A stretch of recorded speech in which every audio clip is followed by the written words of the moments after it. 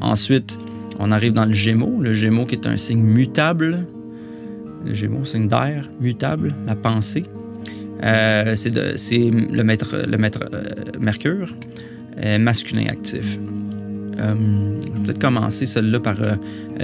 c'est le « je pense ». Je pense, activité mentale. Ça repart à l'activité mentale, le Gémeaux.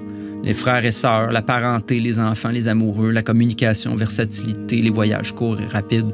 C'est les bras, les mains, les poumons dans le corps. On parle dans la mythologie aussi beaucoup des frères, là, Castor et Pollux qui veut dire lutteur. Quand on voit un lutteur, on parle de lutte ou d'un lutteur, un pugiliste, on parle des Gémeaux. Un des deux Gémeaux qui est toujours à l'opposé de l'autre. Jacob lutte avec l'ange ou avec Ésaü, qui est le chasseur, qui est le signe qui est à 180 degrés, qui est ton signe opposé.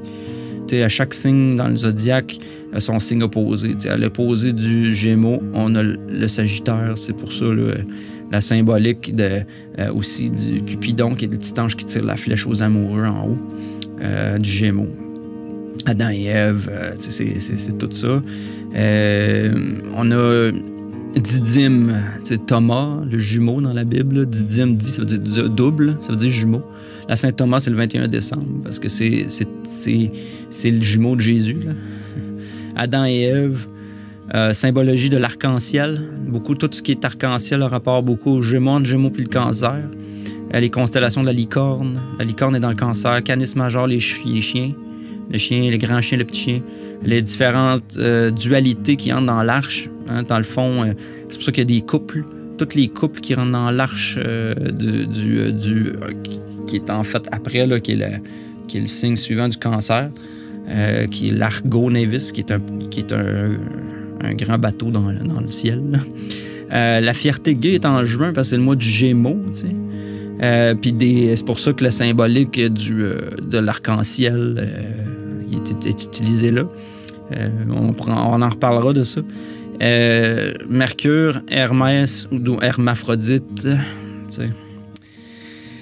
Jacob demeura seul, si on parle des Castors et Pollux, mais tu sais, Jacob demeura seul et un homme lutta avec lui jusqu'au lever de l'aurore quand il lutte avec eux. C'était un lutteur, là, Jacob. Ça le dit, il prenait le pied de son frère là, dans le ventre. Là.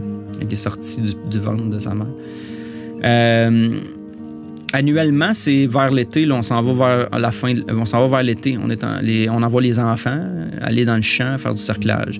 Le journalier, c'est de 10h à midi. Fait qu'on fait aller sur nos bras, c'est là qu'on travaille beaucoup avant d'aller dîner. Cycle de la vie, la puberté, l'adolescence. Les constellations qui sont proches, il y a les Gémeaux, Castor et Pollux. Ensuite, Canis major, minor, Lépus, le lapin. Monocéros, qui est la licorne. Auriga et Camalopardalis, qui est un genre de chameau léopard. Là. Quand on voit de peau de chameau ou léopard. Les qualités positives, on parle des doubles curieux, adaptables, expressifs, inventifs, intelligents, dextérité, agréable, littéraire, plus négatif, changeant, ingrat, écervelé, agité, intriguant, manque de concentration, manque de suivi. Ensuite de ça, les mots-clés, on peut parler du printemps vers l'été, les enfants, lutteurs, lutter, communication, logos, les logos, tous les symboles logos, des logos, c'est Mercure qui domine ça. Parce que c'est le marchand mercantile, dans tous les marchands utilisent des logos là, pour communiquer, comme la communication. Là. Communication mentale, en fait, quand tu utilises un logo, tu parles aussi au subconscient. Là. Castor et Pollux, Thomas, Didyme, frère, disciple, Adam et Ève, chasseurs, Orion, c'est le chasseur, le lapin, lièvre, les puces, licorne, léopard, chameau, le chevreuil, l'arc-en-ciel. Tout ça, c'est des mots-clés qui ont rapport avec le Gémeaux.